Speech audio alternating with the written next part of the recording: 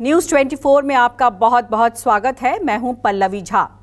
Delhi, NCR, Punjab, Haryana, Rajasthan, Uttar Pradesh, यहां तक कि बिहार इस वक्त प्रदूषण के चपेट में है।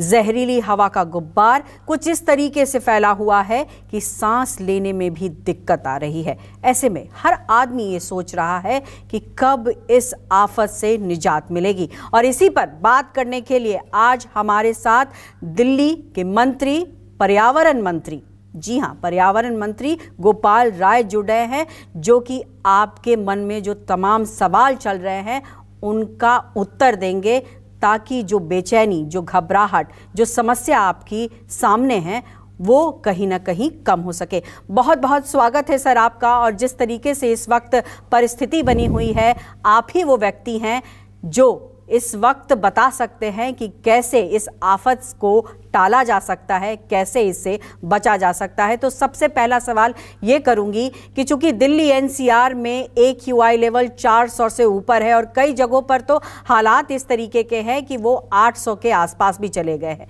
ऐसी स्थिति में सरकार ने कई कड़े कदम उठाए हैं, लेकिन बावजूद इसके आफत कम नहीं हो रही है।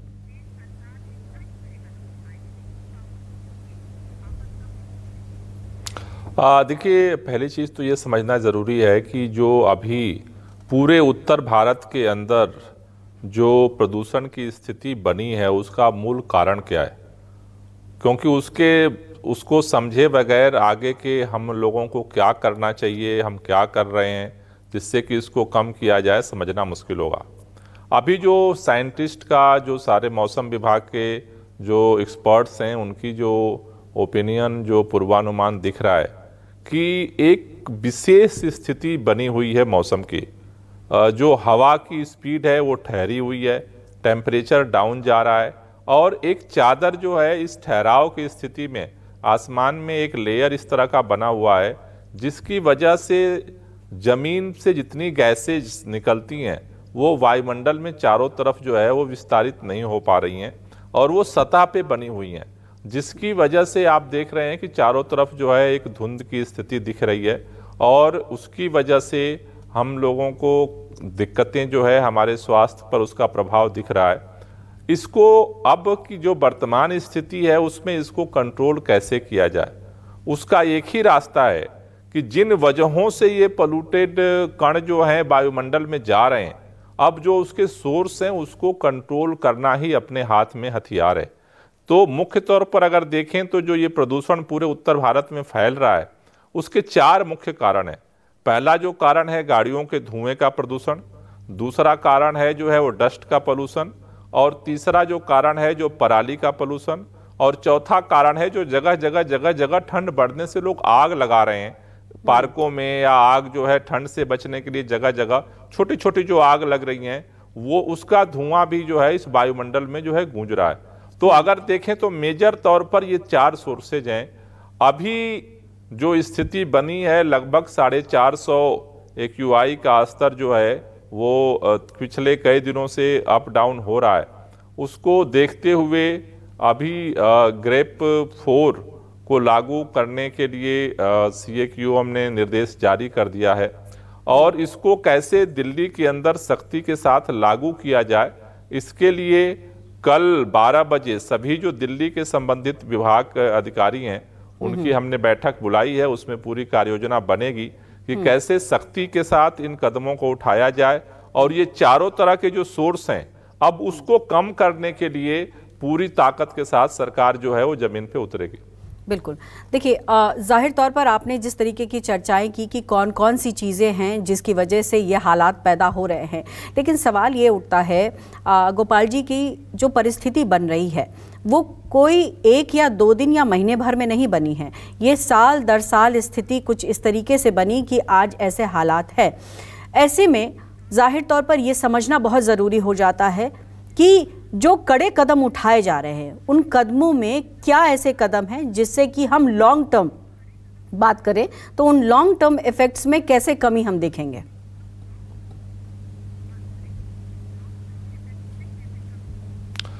मैं इसको भी थोड़ा सा और समझाना चाहता हूँ। पहली बात कि जो पूरे साल के अंदर जो प्रदूषण होता है और ये जो 15-20 दिन का जो प्रदूषण होता है सर्दियों में, इन दोनों में बहुत अंतर है। दिल्ली के अंदर लॉन्ग टर्म प्रदूषण को कम करने के लिए कई सारे कड़े कदम जो है वो लिए गए हैं। और जैसे कि दिल्ली के अंदर अगर आप देखेंगे तो दिल्ली के अंदर आज पूरा जो पब्लिक ट्रांसपोर्ट है, 7,000 से ज्यादा बसें चल रही हैं, जिनमें से सारी बसें सीएनजी पर हैं। उसमें 900 से ज्यादा जो लॉन्ग टर्म प्रयास हुआ है, 900 से ज्यादा इलेक्ट्रिक बसें दिल्ली में आप सड़कों पर हैं।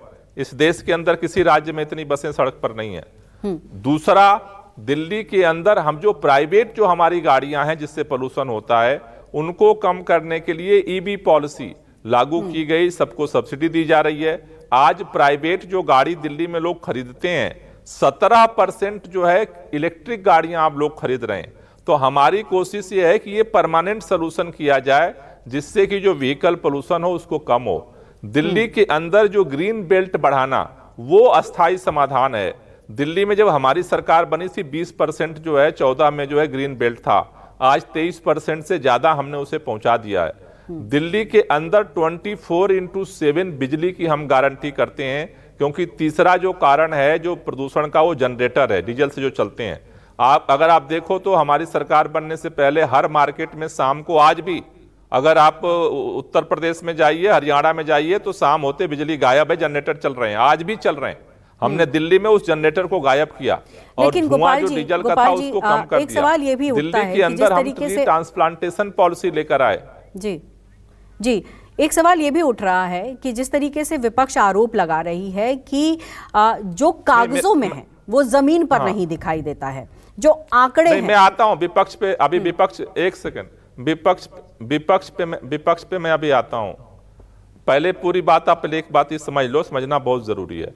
तो दिल्ली के अंदर जो लॉन्ग टर्म जो पॉलिसी अडॉप्ट की गई है, उसका परिणाम ये है कि दिल्ली में अभी केंद्र सरकार ने, मैंने नहीं, केंद्र सरकार ने एक रिपोर्ट जारी की है। 2015 में इसी दिल्ली में 365 दिन में से केवल 109 दिन थे जिसमें हवा जो थी उसकी थोड़ी क्वालिटी अच्छी थी। इस साल 365 में से 200 से ज्यादा अच्छे दिन जो है आज दिल्ली के लोगों को मिले हैं। एक बात ये मैं कहना चाहता था। दूसरी बात, अब ये जो विंटर का समय है जिसमें टेम्परेचर डाउन जा रहा है, हवा की स्पीड बंद हुई है, इसकी स्थिति अलग है और इसकी स्थिति को कंट्रोल करने के लिए इमरजेंसी मेजर्स लिए जा रहे हैं और उस पर हम फोकस कर रहे हैं। आप कुछ विपक्ष की बात कर रही थी, आप बताएं। जी, विपक्ष का यह आरोप है कि जिस तरीके से आंकड़ों की बात की जा रही है या कदमों की बात कही गई कि ये कदम उठाए गए हैं, वो ज़मीन पर नहीं दिखाई देते और ये वजह है कि ये जो पोल्यूशन है वो इतना घातक हो गया है कि लोगों का घर से बाहर निकलना मुश्किल हो गया है।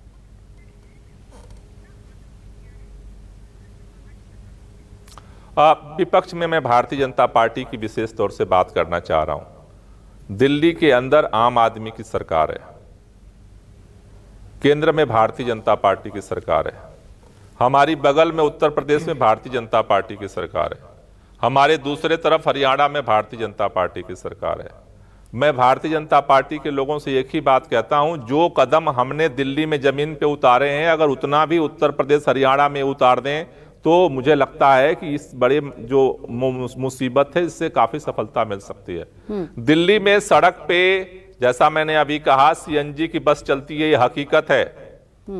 उत्तर प्रदेश हरियाणा में डीजल की बस चलती है, सीएनजी की बस नहीं चलती।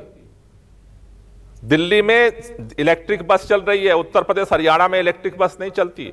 अभी सीएक्यूएम ने, सेंट्रल गवर्नमेंट की जो कमीशन है, उसने ऑर्डर दिया कि 1 नवंबर से दिल्ली में केवल और एनसीआर में सीएनजी की इलेक्ट्रिक और BS6 की बसें चलेंगी। आज की तारीख में जो है एनसीआर के अंदर हरियाणा, यूपी में दोनों जगह भाजपा की सरकार है, आज भी BS3 और BS4 की बसें चल रही हैं। दिल्ली की हकीकत है सीएनजी चल रही है, भाजपा की हकीकत है कि डीजल की बसें धुआं फेंक रही हैं, नंबर 1। नंबर 2, दिल्ली की हकीकत है कि 24/7 बिजली हम दे रहे हैं, जनरेटर नहीं चल रहे हैं। हरियाणा और यूपी में भाजपा की हकीकत यह है कि आज भी कॉलोनियों में जो है बिजली जो है जनरेटर से दी जा रही है। दिल्ली की हकीकत है हमने पटाखों पे प्रतिबंध लगा दिया, भाजपा की हकीकत है, हरियाणा यूपी में आज भी पटाखों पे प्रतिबंध नहीं है। और इन जो स्थिति बनी है, अगर ये पटाखे फोड़ते हैं यूपी हरियाणा में तो निश्चित रूप से उसका और घातक असर पड़ने वाला है। जी, बहुत बहुत शुक्रिया आपका, आपने अपना समय निकाला और ना सिर्फ लोगों को बारीकियां बताएं कि क्या इस वक्त स्थिति है और क्या परिस्थिति बन सकती है, बल्कि ये भी बताएं कि सरकार क्या अहम कदम उठा रही है। ऐसे में ये बहुत ज़रूरी है समझना कि अगर सामूहिक एफर्ट नहीं लगाया गया तो इस आफत से निकल पाना बहुत मुश्किल होगा।